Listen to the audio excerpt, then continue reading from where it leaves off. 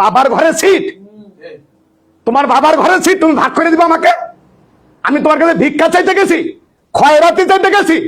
এই খয়রাতের রাজনীতি ইসলামী আন্দোলন করিনি আর করবে না। ভিক্ষার রাজনীতি ইসলামী আন্দোলন করে না আর করবে না। সিংহের মতন গর্জন দিয়ে একজনই যথেষ্ট, খালিদ বিন ওয়ালিদ একজনই যথেষ্ট ছিল। এই সমঝোতা, এই আটদলীয় সমঝোতা টিকিয়ে রাখার জন্য পীর শেখ চরমনা এমন কোন চেষ্টা নাই পীর শেখ চরমনা করে নাই।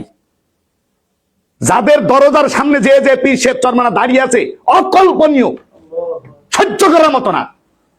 নাইবে রাসূল প্রয়োজন নাই। আমরা দেশের ক্ষমতার জন্য আমরা ইসলামী আন্দোলন করি না, এমপির জন্য করি না, মন্ত্রীর জন্য করি না, প্রধানমন্ত্রী পীর শেখ চরমনাকে বানাইতে এই জন্য আমরা আন্দোলন করি না।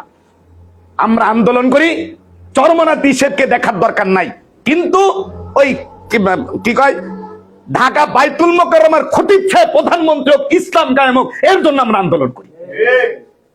এটাকে বোঝা লাগবে। ভাইয়েরা আমার, এই পরিস্থিতিতে, সর্বসাকুল্য পরিস্থিতিতে রাত 1টা পর্যন্ত, মাগরিবের পর থেকে রাত 1টা পর্যন্ত বৈঠক হয়েছে। বৈঠকে সুরা বৈঠকের ভিতরে আমরা সিদ্ধান্ত দিয়ে আসছি। আমরা জানিয়েছি অধিকাংশ, 2-1 জন যারা পরে আসছিল শুধু তারাই করছে।